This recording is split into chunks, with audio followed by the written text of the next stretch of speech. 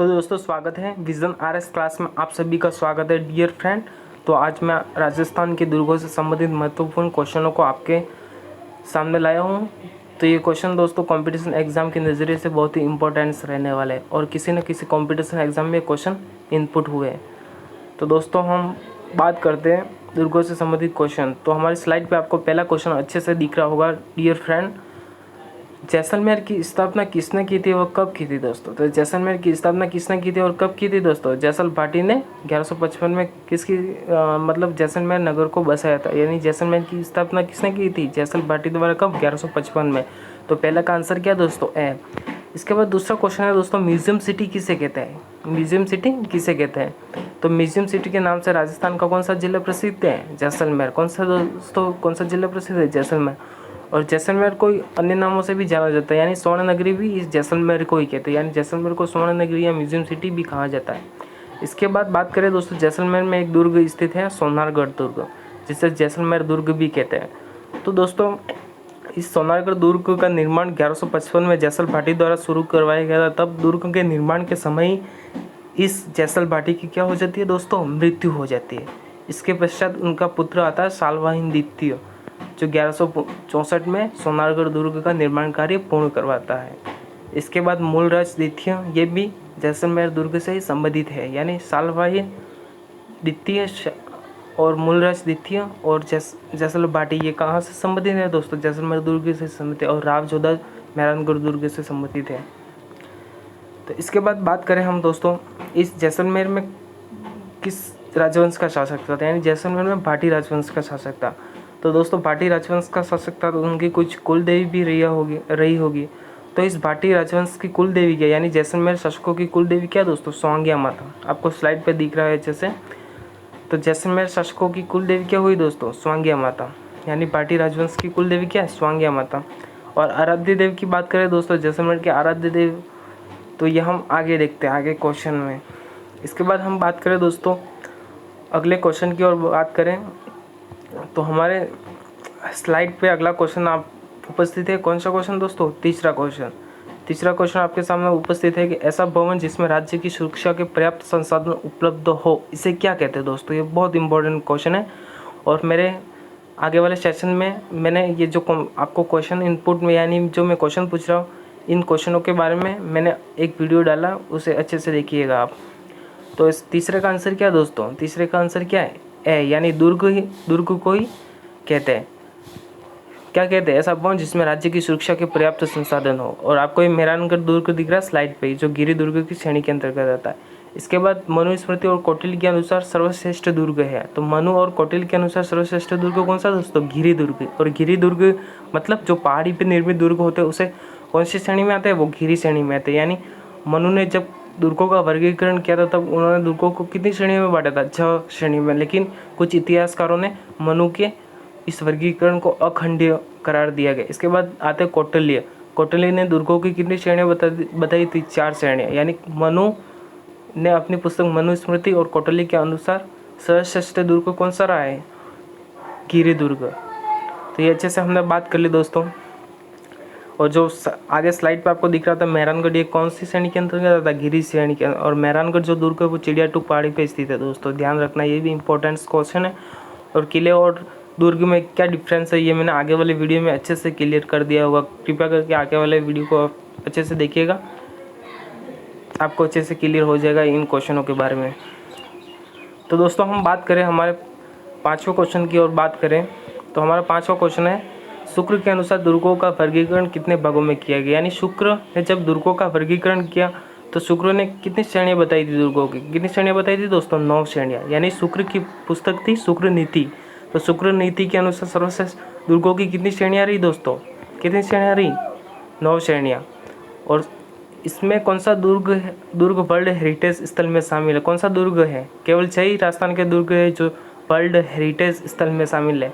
इसका आंसर क्या होगा दोस्तों? सोनारगढ़ वर्ल्ड हेरिटेज स्थल में शामिल है। यानी राजस्थान के केवल 6 ही ऐसे दुर्ग हैं जो विश्व विरासत में शामिल है। यानी इन दुर्गों की सारी जिम्मेदारी और देख रेख की सारी जिम्मेदारी और इनके कंजर्वेशन यानी संरक्षण की सारी जिम्मेदारी किसकी होती है? यूनेस्को की। और यूनेस्को की स्थापना कब हुई थी? 21 जून 2013 को। ये अच्छे से ध्यान रखिएगा दोस्तों, इंपॉर्टेंट क्वेश्चन है।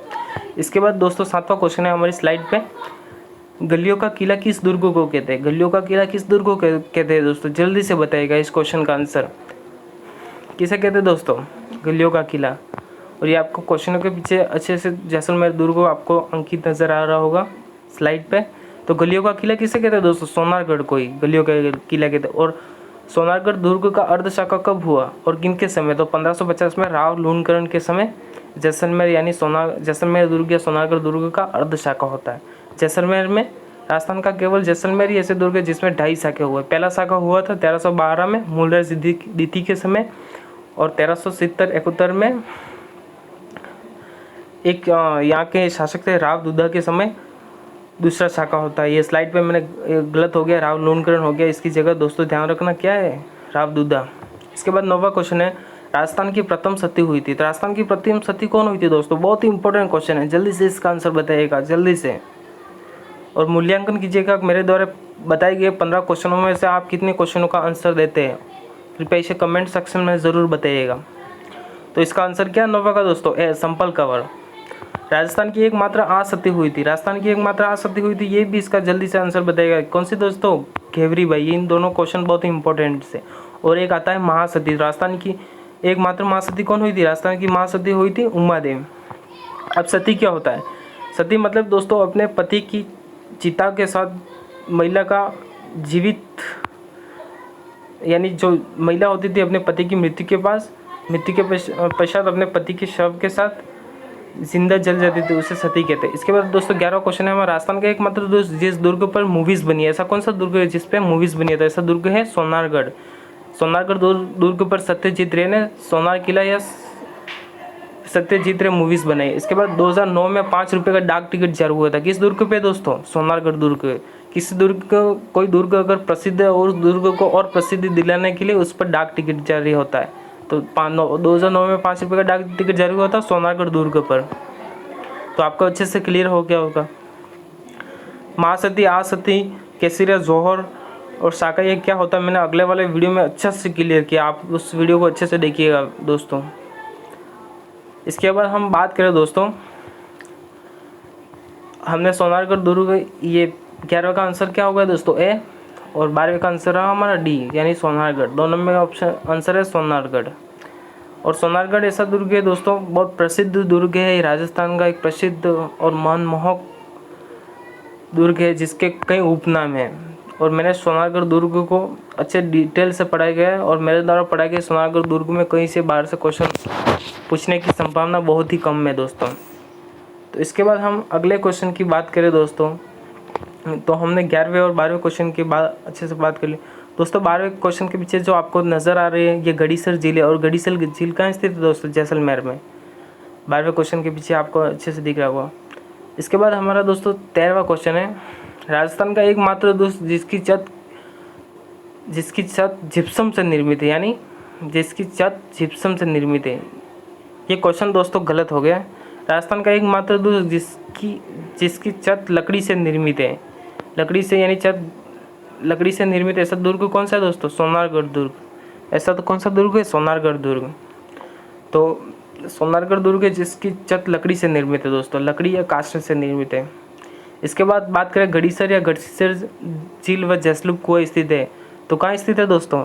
इसका जल्दी से आंसर बताइएगा, कहाँ से स्थित है दोस्तों? घोरागढ़। और आप बोलेंगे कि ये इसका सोनारगढ़ आना चाहिए दोस्तों, सोनारगढ़ दुर्ग को ही घोरागढ़ भी कहते हैं। यानी इस जैसलमेर दुर्ग के पास एक पहाड़ी स्थित है घोरा, और घोरा पहाड़ी पास में स्थित होने के कारण इस सोनारगढ़ दुर्ग के जैसलमेर दुर्ग को घोरागढ़ भी कहा गया है। ऐसे आप एक ज़रा भी कन्फ्यूज़न में ना लीजिएगा, क्योंकि ऐसे भी कई उपनाम भी दिए हो सकते हैं आपको दुर्ग के बारे में। तो गढ़ीसर या जैसलूप कुआं स्थित है इसी कहाँ स्थित है? सोनारगढ़ दुर्ग या घोरागढ़ दुर्ग में। तो दोस्तों ऐसा कहा जाता है इस जैसलूप कुआं का निर्माण इस जैसलूप श्री कृष्ण भगवान श्री कृष्ण के सुदर्शन चक्र से निर्मित है। ये जैसलूप कुआं यानी श्री कृष्ण के सुदर्शन चक्र से निर्मित कौन सा कुआं होगा? जैसलूप कुआं। और कहाँ स्थित है? सोनारगढ़ दुर्ग में। इसके बाद बात करें सोनारगढ़ दुर्ग के निर्माण के समय दोस्तों, इसमें चूने और सीमेंट का प्रयोग नहीं किया गया, केवल जिप्सम का प्रयोग किया गया? किसका प्रयोग किया गया दोस्तों? जिप्सम का प्रयोग किया गया। ये कंपटीशन एग्जाम में बहुत ही इंपॉर्टेंट क्वेश्चन है, अच्छे से ध्यान रखिएगा दोस्तों। अगर आपको अच्छे से समझ में आ रहा है तो अपने आप का खुद का मूल्यांकन कीजिएगा, आप कितने क्वेश्चनों का आंसर दे पाते हैं, कमेंट सेक्शन में ज़रूर बताइएगा। इसके बाद हम आगे क्वेश्चनों की बात करें दोस्तों, तो हमारा 15वां क्वेश्चन है, राजस्थान का सबसे ऊंचा बादल महल है। तो राजस्थान का सबसे ऊंचा बादल महल का दोस्तों, वैसे बात की जाए तो राजस्थान में बहुत सारे बादल महल हुए, बहुत सारे, हर दुर्ग में ज़्यादातर बादल महल स्थित है, अधिकांश दुर्गों में बादल महल स्थित है। तो बादल महल से आपको किस तरीके से क्वेश्चन पूछेगा ये भी मैंने अच्छे से आगे वाले वीडियो में बताया है। तो बादल महल से राजस्थान का सबसे ऊंचा बादल महल कौन से दुर्ग का बादल महल सबसे ऊंचा बादल महल? सोनारगढ़ दुर्ग। सोनारगढ़ दुर्ग का जो बादल महल है वो राजस्थान का सबसे ऊंचा बादल महल और 5 मंजिला बादल महल है, जो स्थानीय सिलावटों द्वारा निर्मित है, यानी स्थानीय कारीगरों द्वारा निर्मित है। कौन सा बादल महल? सोनारगढ़ का बादल महल। इसके बाद बात करें दोस्तों, ये मैंने स्लाइड पे आपको 4 क्वेश्चन दिख रहे हैं। इन्हीं क्वेश्चनों में बादल महल से आपको अगर कॉम्पिटिशन एग्जाम में क्वेश्चन पूछेगा तो इन 4 क्वेश्चनों से ही बादल महलों के बारे में क्वेश्चन इनपुट हो सकते हैं, क्योंकि राजस्थान में सभी दुर्गों में लगभग बादल महल हुए। क्योंकि पहले ऐसा कहा जाता है कि राजस्थान के जो अधिकांश दुर्ग है वो पहाड़ी पे निर्मित है, और पहाड़ी पे निर्मित होने के कारण इन्हें बादलों के भांति संख्या दी जाती है। यानी कहा जाता है स्थानीय लोगों का ओ लो, ये तो बादलों को स्पर्श कर रहा है, यानी ऐसे इस तरीके से संज्ञा दी जाती थी। तो इसलिए बादल महल से अगर आपको एग्जामिनर क्वेश्चन पूछेगा तो इन कुछ 4 क्वेश्चन तो सही क्वेश्चन एग्जाम में पूछने के चांसेस ज़्यादा रहते हैं। इसके बाद दूसरा 16वां क्वेश्चन है। इस 16वें क्वेश्चन का आंसर आप कमेंट सेक्शन में बताइएगा कि इस 16वें क्वेश्चन का क्या आंसर हो सकता है, इसे आप कमेंट सेक्शन में बताइएगा। और आपने मेरे द्वारा बताई गई इन 15 क्वेश्चन में से आपको कितने क्वेश्चनों का आंसर दे पाए सही, अच्छे से बताइएगा दोस्तों। तो दोस्तों ऐसी आशा और उम्मीद के साथ आज का सेशन हमारा ख़त्म होता है, और हमारे साथ जुड़ने के लिए आपका थैंक यू। तो दोस्तों हम आगे वाले सेशन में बात करेंगे दुर्गों के बारे में। तो थैंक यू दोस्तों, और अपना ध्यान रखिएगा। Okay dear friend.